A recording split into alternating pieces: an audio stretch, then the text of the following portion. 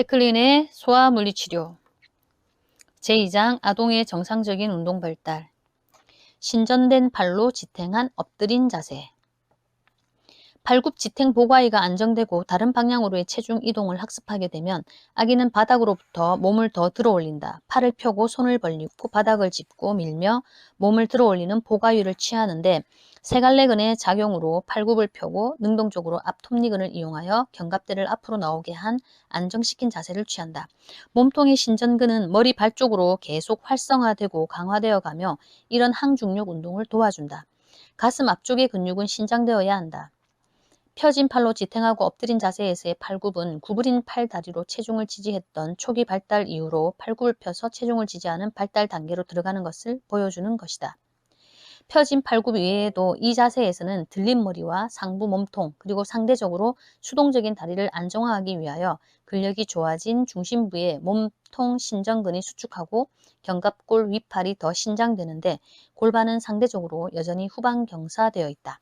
팔굽과 신전된 팔로 지탱하는 각각의 보과위에서 비록 다리 자세는 수동적이지만 앞으로 다리의 능동적 사용을 예견해 볼 수 있다. 이는 생리학적 굴곡이 사라진 뒤에 아기에서 볼 수 있는 다리 자세와 같다. 일단 아기가 팔을 펴서 엎드려서 밀기 시작하면 아기는 이 자세에서 팔굽 지탱 보과위에서 했던 것처럼 체중 이동을 시작한다. 체중을 이동하는 동안 더 많은 체중을 한쪽 혹은 다른 쪽 어깨에 받아들임으로써 안정된다. 옆으로 체중을 이동 시 한쪽으로만 체중을 지지하면서 그쪽 몸통이 신장되고 다른 쪽은 뻗고 잡기를 할 수 있다. 뒤로 체중을 이동하면 이 자세에서 아기는 뒤쪽으로 움직이게 된다. 이로써 견갑골 위팔의 신장이 일어난다. 이 전환 자세에서 아기는 엉덩이를 치켜들고 체중이 무릎 쪽에 실리도록 뒤로 미는데 마침내 네발 자세가 되게 된다.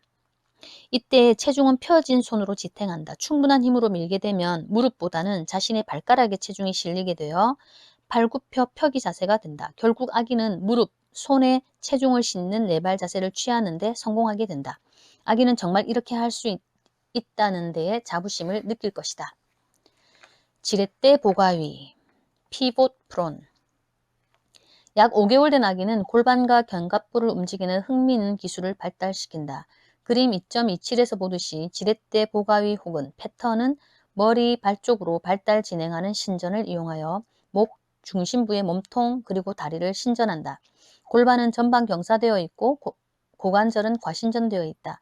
팔은 높게 올라간 자세이며 견갑골은 능형근에 의해 내전되어 있다. 팔은 수평으로 외전하고 팔굽은 구부러져 있다. 이러한 견갑대의 뒤당김과 함께 보이는 팔의 자세는 몸통의 신전을 더 증진한다. 이런 지렛대 패턴을 할 수 있으려면 앞쪽의 근육들이 신장되어야 한다. 일단 아기가 지렛대 자세에서 안정을 얻으면 아기는 지렛대 자세에서 팔굽 지탱 보가위로 즐겁게 자세를 전환한다. 이 방법으로 아기는 견갑골과 골반의 안정성을 훈련한다. 견갑대는 팔굽 지탱 보가위에서의 앞 내밈과 지렛대 자세에서의 뒤 당김 자세를 번갈아 하게 된다. 골반대는 팔굽 지탱 보가위에서의 후방 경사와 지렛대 자세에서의 전방 경사 사이를 번갈아 하게 된다. 종종 아기가 활기차다면 정말로 자신의 다리로 바둥거리면서 원형으로 뱅뱅 돌거나 이 두 자세 사이를 빠르게 번갈아 취할 것이다. 네발 자세 다른 자세에서와 마찬가지로 손무릎 자세에서의 초기 시도는 일반적으로 정교하지 않다. 종종 다리가 체중을 싣기에 적절한 자세가 되지 않기 때문이다. 그러나 아기가 계속 훈련하면서 또 다른 새로운 기술을 마스터하게 된다. 그림 2.2b를 다시 보라. 아기의 벌려진 손은 굴곡한 어깨 밑에 위치하게 되고 무릎은 굴곡된 고관절 아래에 위치한다. 네발 자세에서 다리가 능동적으로 참여한다는 것은 역시 고관절 주변의 근육의 동시 수축에 의해서이다. 발달학적 방향성 원칙은 네발 자세에서도 잘 볼 수 있다. 굴곡된 팔굽으로 체중을 지탱하다가 펴진 팔로 체중을 지탱한다. 머리 발 쪽으로의 발달 원칙에 맞도록 이제는 팔굽 지탱 보가위와는 달리 다리가 능동적으로 참여한다. 네발 자세에서의 안정성이 증가하면서 팔굽이나 펴진 팔로 지탱하는 보가위에서와 같이 이제 아기는 네발 자세에서도 체중 이동 단계로 넘어간다. 닫힌 체인에서 팔이 고정된 채 체중이 뒤로 이동하면 견갑골, 위팔, 신장이 촉진된다. 특히 초기 네발 자세에서의 시도 과정에서는 과도하게 다리를 외전시키기 때문에 지지 면적이 넓을 수 있다. 이러한 넓은 지지 면적은 아기가 안정되는 데 도움이 된다. 그러나 이 형태는 한쪽만의 체중 지지에 필요한 옆으로의 체중 이동에 방해된다. 편측의 체중 지지는 앞으로 기어나가기 위해 한 팔과 다리가 자유롭게 되는 것에 필요한 기술이다. 안정된 네발 자세에는 어깨와 고관절이 안정되어야 하고 몸통의 안정도 필요하다.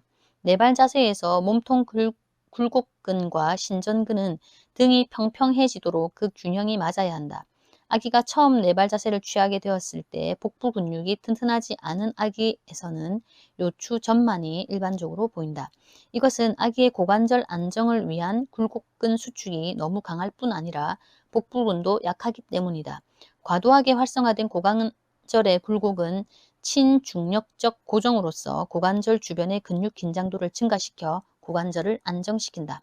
고관절에서의 굴곡이 증가되면 요추 전만의 증가로 이어지며 혹은 전방 골반 경사를 의미한다. 복부근은 아기가 골반의 후방 경사를 성취하면서 발달되기 시작하는데 이는 보가 위에서 머리를 드는 데 필수적이다. 복부근이 활성화되면 팔굽 지탱 보가위가 안정되고 동시에 골반도 후방 경사된다. 변화는 앙하위에서도 일어나는데 복부근이 더 수축하고 강화되는 방향으로 일어난다. 복부 근육은 몸통의 신전근과 균형을 이루기 위한 발달을 계속한다. 요추의 굴근과 신전근의 균형으로 편편한 등을 보이는 네발 자세가 이루어진다. 보가위에서의 이동. 이동이란 한 장소에서 다른 장소로 움직이는 것으로 정의된다. 전형적으로 보가위에서는 6가지의 이동 방식이 발달한다. 발달하는 순서를 보면 돌진, 스쿠팅, 배밀이, 지렛대 보가위, 뒤집기, 내발기기, 그리고 곰자세로 기는 방식이다. 발달하면서 거의 동시에 사용될 수 있는 이동 형식, 예로 배밀이와 지렛대 보가위가 약 5개월에 발달한다. 한 아기에서 한 가지 또는 그 이상의 이동 형태가 발달하지 않는 것은 드물지 않다. 그러한 발달하지 않는 데서 오는 장기적 부정적 영향은 없다. 그러나 보가위 이동의 전형적인 동작 요인이 다른 형태로라도 발달하는 것은 중요하다. 생후 며칠 지난 이른 시기에도 아기는 요람에서 꿈틀거리며 돌진하며 움직일 수 있다. 이것은 아기의 이동의 첫 형태이다. 피할 수 없는 낮잠을 위하여 요람 중간에 뉘어진 아기는 요람의 구석으로 가는 길을 발견할 것이다. 40주를 폐쇄 공간에서 지낸 아기에게는 구석 가까이 가는 것이 편안함을 주고 안전한 느낌을 느끼게 해주기 때문이라고 생각된다. 아기는 꿈틀이며 앞으로 움직일 수 있기 때문에 충분한 베개와 수건마리 등으로 둘러주지 않고는 소파, 어른 침대, 매트, 테이블과 같은 불룩한 표면 위에는 가장 어린 아기라도 혼자 놔둬서는 안 된다. 첫 2개월에 아기가 보가위 혹은 앙하위로 있을 때 아기는 이동의 주요 형태로 꿈틀거리고 앞으로 움직이는 형태를 취한다. 일단 아기가 팔굽 지탱 보가위를 취하고 안정되면 배밀이로 이동하는데 팔굽과 아랫팔로 바닥을 파는 듯한 동작과 어깨를 신전시키면서 몸을 앞으로 진전시킨다. 배밀이, 크라울링은 3개월에서 8 내지 9개월까지 아기가 이용하는 이동 동작이다. 배밀이는 몸으로 천천히 바닥을 따라 기어가는 움직임으로 정의된다. 처음 시도할 때 어깨를 펴는 대신 굴곡하기 때문에 몸이 뒤로 갈 수도 있다. 일단 앞으로 가는 전진을 성취하면 동시에 아랫팔을 앞으로 움직임으로써 혹은 번갈아 사용하여 기게 된다. 이러한 팔의 상반 동작은 교차 내발기기, 곰자세의 기기, 그리고 팔을 번갈아 흔들면서 걷기의 전신 형태이다. 배밀이의 정의상 요구되는 요소는 아기의 배가 바닥과 닿아 있는 것이다. 이것은 내발기기, 크리핑과 비교되는데 이때는 몸통이 바닥에 닿지 않고 손과 무릎으로 지탱하면서 기는 형태이다. 이런 구별적 요소가 있음에도 일반인들은 내발기기와 배밀이 용어를 동의어로 종종 사용하지만 전문가들은 일관되게 용어를 구별 사용하여 오해의 여지가 없도록 하여야 한다. 배밀이에서 팔은 함께 또는 번갈아 움직이는 반면 다리는 기본적으로 수동적이다. 팔을 번갈아 사용하지 않는 배밀이는 몸통의 회전이 필요 없다. 반면 교대로 팔을 이용한 배밀이에서는 축 내에서의 몸통 회전이 필요하다. 몸통의 회전에서 팔 혹은 다리는 움직이는 반면 몸통의 나머지 부분은 안정되어 있다. 상부 몸통의 회전이란 안정되고 움직이지 않는 하부 몸통에 대해 상부 몸통이 움직이는 것을 말한다. 그 반대도 볼 수 있다. 번갈아 팔을 사용하는 배밀이를 하려면 반회전이 필요하게 되고 점차 복잡한 동작으로 진행된다. 이 반대 동작에는 몸통 내에서의 반회전이 필요하다. 반회전이란 한쪽으로 상부 몸통을 돌리면서 하부 몸통은 반대 방향으로 돌려지는 것을 말한다. 몸통의 반회전은 몸통의 단순한 회전과는 다른 동작이다. 엎드려서 빙빙 돌기는 이전에 말했듯이 아기가 특정한 방향으로 의도적으로 가려고 배밀이와 구르기를 같이 하는 이동의 한 형태이다. 예를 들면 손이 닿지 않는 범위에 있는 장난감을 가지기를 원할 때 자신의 목표에 적절히 도달하기 위해 이러한 동작들을 함께 보인다.